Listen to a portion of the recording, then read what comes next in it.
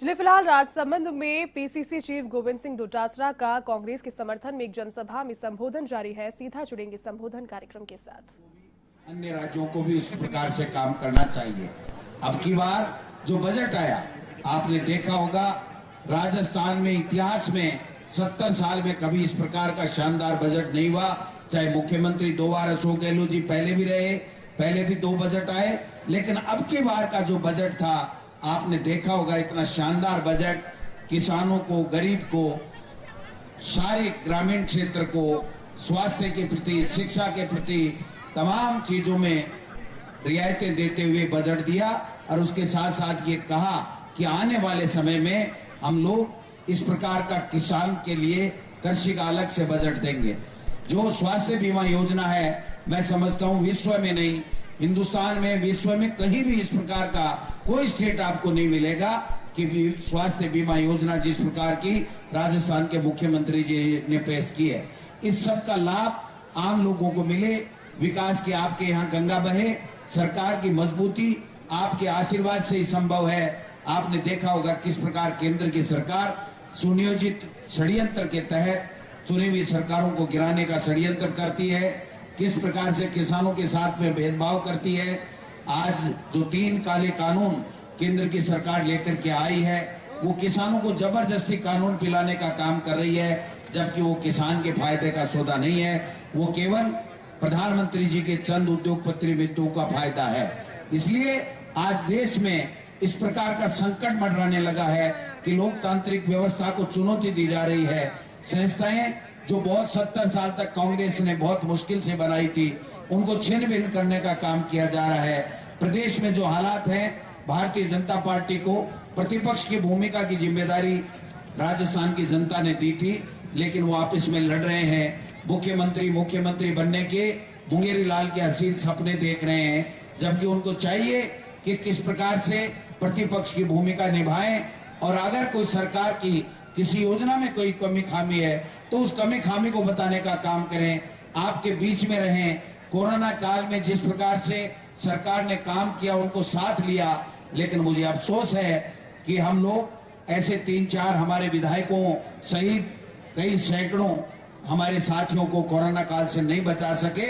लेकिन फिर भी हमारी चाहे मृत्यु दर हो, चाहे हमारे टेस्ट की बात हो, ये पूरे देश में सबसे शानदार रही है।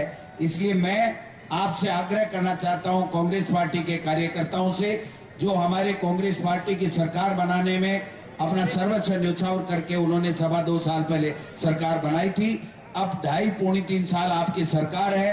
आपके लिए यहाँ विकास के काम हो, आपकी अच्छी जो योजनाएं सरकार लॉन्च कर रही है, उसका फायदा आम गरीब आवाम में, ढाणी में, छोटे छोटे टुकड़ों में बैठे हुए लोगों को भी मिले, और गरीब को ज्यादा से ज्यादा कैसे फायदा मिले, इसके लिए आपको सरकार को मजबूती देने के लिए यहाँ से जो प्रत्याशी बनाए गए हैं कांग्रेस पार्टी के द्वारा, तनसुख बोरा जी जो एक समाज सेवी व्यक्ति है, हमेशा आपके सुख दुख में भागीदार रहते हैं, चाहे स्वास्थ्य संबंधी सेवाएं हो, चाहे शिक्षा संबंधी बात हो, वो हमेशा अपनी मदद करते रहते हैं। आज एक मौका आया है सरकार को मजबूती देने के लिए, और इस भारतीय जनता पार्टी के केंद्र की सरकार मोदी जी और अमित शाह को बताने के लिए कि आप जो तानाशाही कर रहे हो, महंगाई कम नहीं कर रहे हो, महंगाई का वादा करके कम करने का वादा किया था, आज कम नहीं कर रहे हो, आप किसानों को परेशान कर रहे हो। 120 दिन से ज्यादा हो गए, लेकिन किसान की सुनने वाला नहीं है। आज ईडी के छापे आप देख सकते हैं, सीबीआई का दुरुपयोग, ये आम बात हो गई है। 4 चुनाव होने थे, लेकिन आप सब इस बात के गवाह हो कि 3 उपचुनाव हो रहे हैं, एक उपचुनाव जानबूझ के डांटा गया है। आप समझ सकते हो किस प्रकार से संवैधानिक व्यवस्थाओं का दुरुपयोग किया जा रहा है। मैं समझता हूं ये समय है, ये मौका है, आप सरकार का सहयोग दें, सरकार के हाथ मजबूत करें, और अगर सरकार मजबूत होती है तो आपके यहाँ विकास की गंगा बहेगी, आपके व्यक्तिगत काम भी होंगे, किसान भी खुशहाल होगा, नौजवानों को, बेरोजगारों को भी नौकरी मिलेगी, माताओं बहनों के लिए भी अच्छी योजनाएं आने की बात है। तो मैं समझता हूं कि आज ये मौका है, एक 2.5 साल के लिए, आप जैसे अजय माकन जी ने कहा है कि आप एक मौका देख करके देखिए, एक नई बहार लाइए।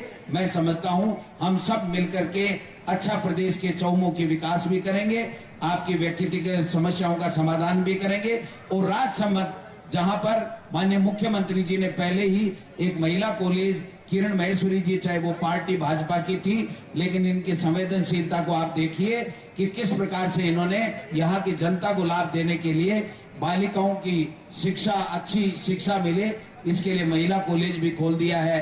अनेकों योजनाएं आप सबके सामने है। प्रदेश में आने वाला समय अच्छा हो, यहाँ विकास की गंगा बहे, इसके लिए आप और हम सब मिलकर के आज ही से लगे, कांग्रेस को मजबूत करें। और आने वाली 17 अप्रैल को जो मशीन के ऊपर हाथ का निशान होगा, उसका बटन दबा करके आदरणीय तनसुख बोरा जी को यहाँ से विधायक बनाएं।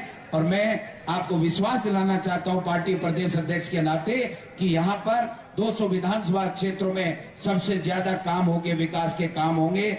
मैं इन्हीं शब्दों के साथ आप सब लोग आए, काफी देर से बैठे हो, हम लेट हो गए, आपको मुख्यमंत्री जी को सुनना है।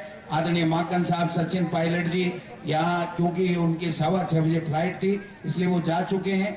आप माननीय मुख्यमंत्री जी को सुने और आशीर्वाद देकर के यहाँ से तनसुख बोरा जी को 17 अप्रैल के चुनाव में जिताएं। इन्हीं शब्दों के साथ आपने हमारा सम्मान किया, इसके लिए बहुत बहुत धन्यवाद। जय हिंद, जय भारत।